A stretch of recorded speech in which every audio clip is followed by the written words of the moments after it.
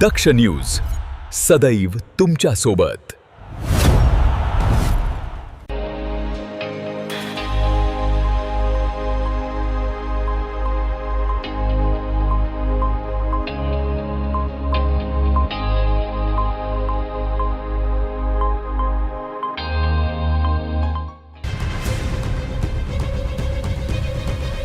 इगतपुरी शहरात दिवसाढवळ्या 4.5 लाख रुपयांची लूट झाल्याची धक्कादायक घटना समोर आली आहे।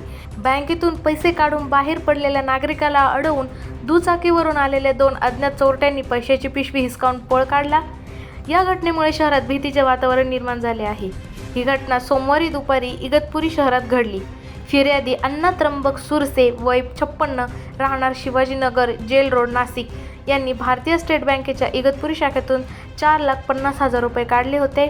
सदर रक्कम पांढऱ्या रंगाचे पिशवीत ठेवून ते पायी जात असताना बँकेपासून अवघ्या 50 मीटर अंतरावर दुचाकीवरून आलेल्या 2 अज्ञात इसमांनी त्यांना अडवले। आरोपींनी फिर्यादीला धक्का देत त्यांच्या हातातील पैशांची पिशवी हिसकावून घेतली आणि घटनास्थळावरून वेगाने पसार झाले।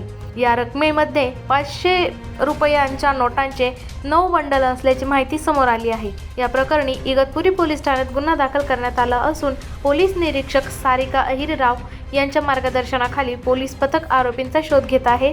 सीसीटीव्ही फुटेज आणि तांत्रिक तपासाच्या आधारे अज्ञात आरोपींचा शोध सुरू असल्याची माहिती पोलिसांनी दिली। दरम्यान शहरात भर दिवसा घडलेल्या या धाडसी लुटीमुळे नागरिकांमध्ये भीतीचे वातावरण निर्माण झाले असून पोलीस प्रशासनासमोर आरोपींना लवकरात लवकर अटक करण्याचे आव्हान उभे राहिले आहे। भगीरथ आतकरी, दक्ष न्यूज, इगतपुरी।